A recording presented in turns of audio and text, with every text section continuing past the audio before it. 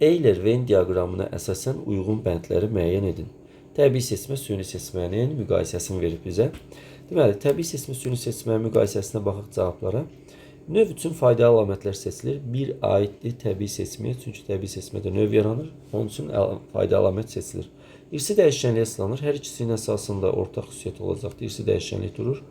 Canlı yarandığı dövrdən təsir göstərir. Təbii seçmə təbiət yarandığı dövrdən, canlılar yarandığı dövrdən fəaliyyət göstərir. 3 təbii seçməyə aiddir. İnsan üçün faydalı əlamətlər təbiidir ki, insan yarandığı dövrdən süni seçmə fəaliyyət göstəribdir. Ona görə 4 2-yə aiddir.